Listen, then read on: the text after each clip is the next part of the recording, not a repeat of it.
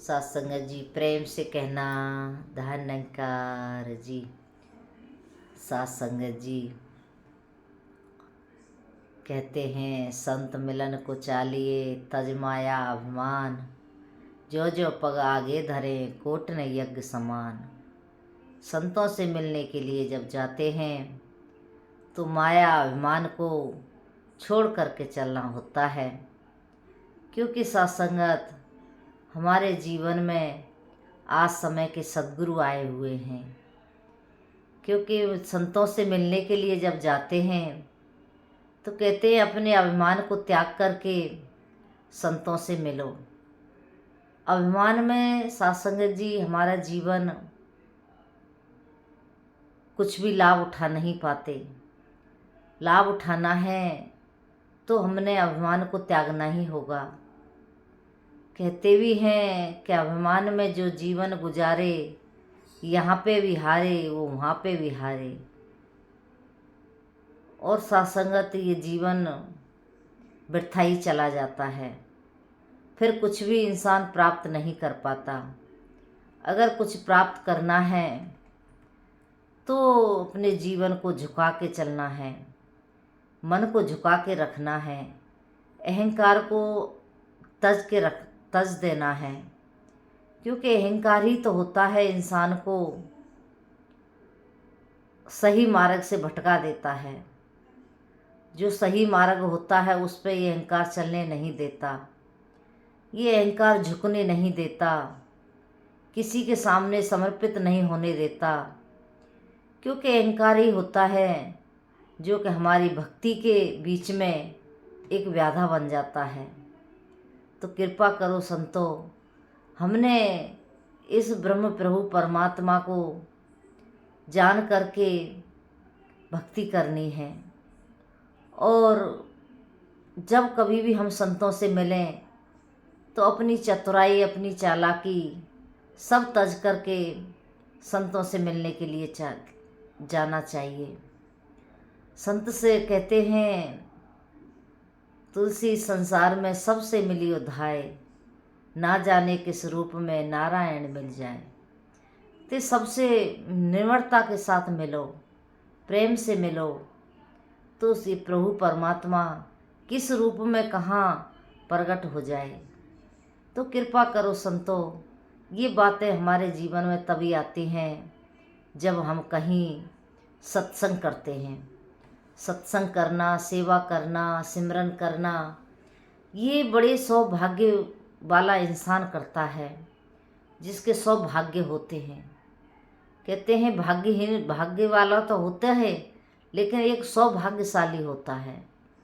सौभाग्यशाली उसी को कहते हैं जो उसके जीवन में जिसके लिए उसे ये जन्म मिला है वो कर्म कर ले।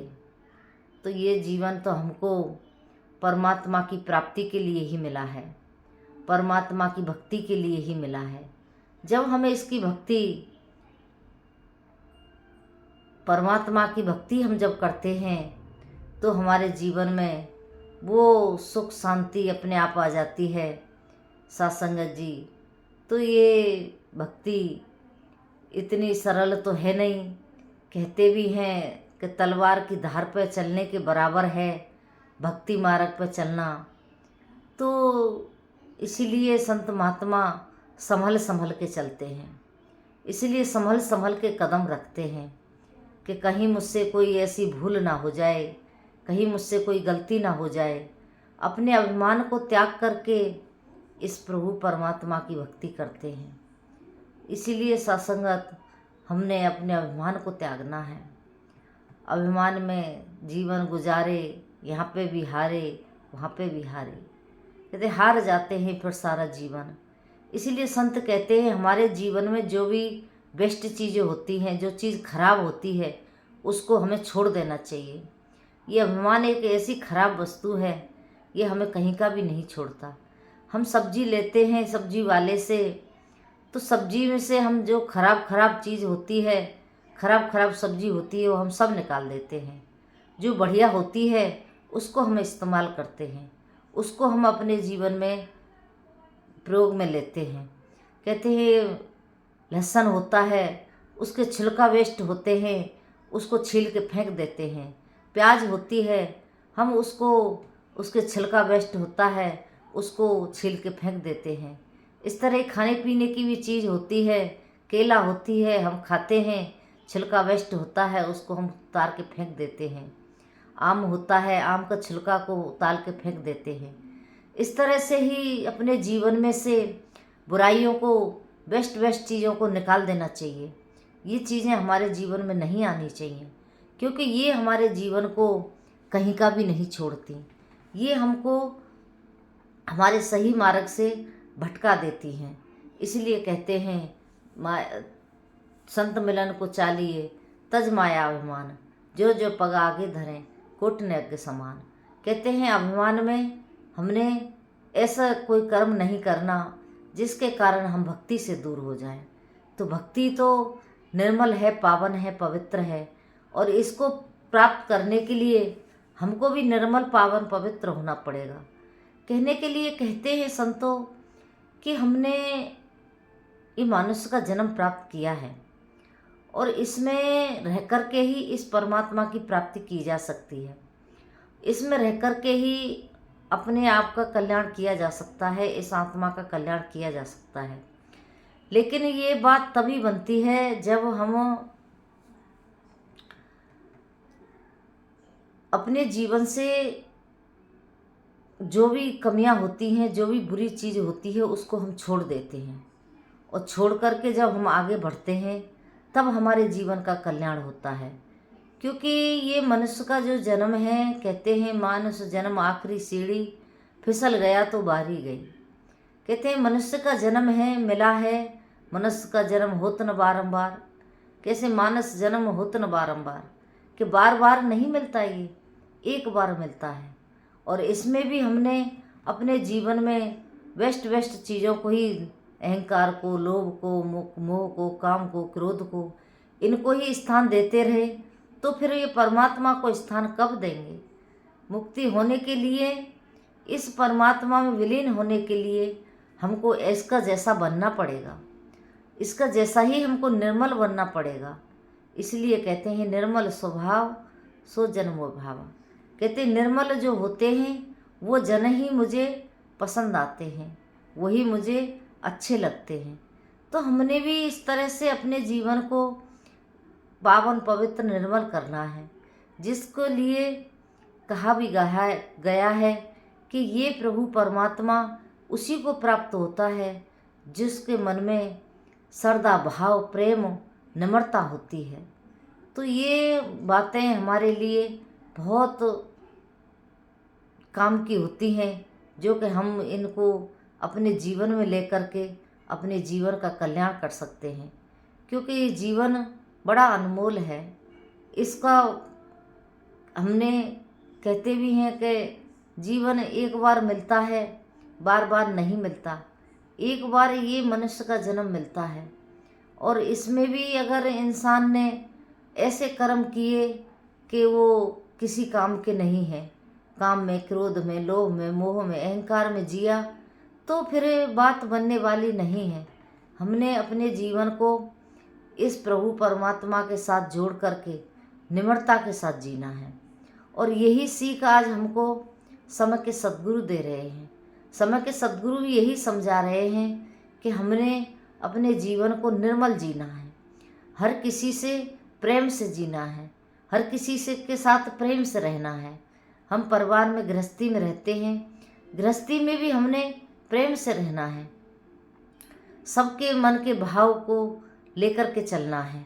किसी का भाव कुछ कहता है तो किसी का भाव कुछ कहता है, तो इस तरह से हमने सबके साथ निभानी है। तो कृपा करो संतों महापुरुषों, ये बात तभी बन पाती है जब हम नित्य प्रतिदिन सत्संग करते हैं। कहते भी हैं, एक बार किसी ने पूछा कि सत्संग में आना क्या ज़रूरी है? तो संतों ने कहा कि हाँ ज़रूरी है, सत्संग में आना बहुत ज़रूरी है। फिर पूछ लिया कि क्यों ज़रूरी है? तो महात्माओं ने हथौड़ा उठाया और कीली में ठोक दिया, तो फिर कोई जवाब नहीं दिया। संत ने फिर से पूछा कि सत्संग में आना क्या ज़रूरी है? फिर से महात्माओं ने हथौड़ी उठाई, कीली में उदय मारी।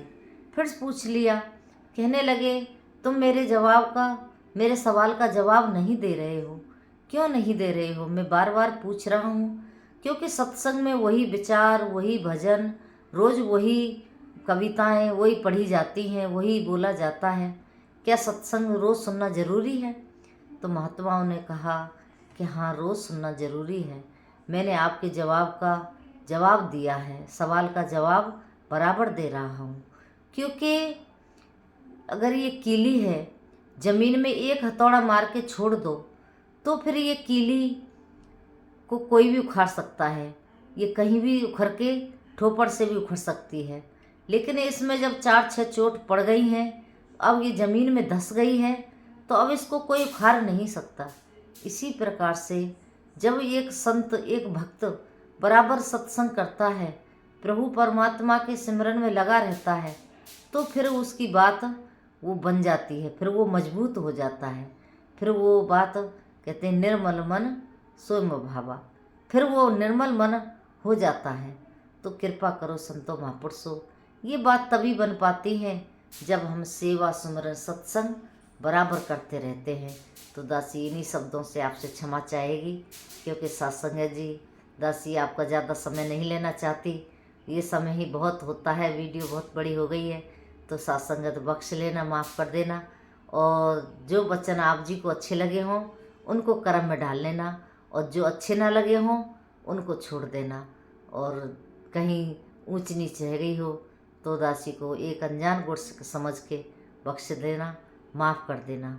ऐसी अरदास प्रार्थना। कहते हैं, पानी भरे पनिहारियाँ, रंग बिरंग घड़े, भरिया उसका जानिए जिसकी तोड़ चढ़े। सदगुरु के चरणों में हर संत की, हर भक्त की तोड़ निभ जाए। ऐसी अरदास प्रार्थना। प्रेम से कहना, धन्यकार जी।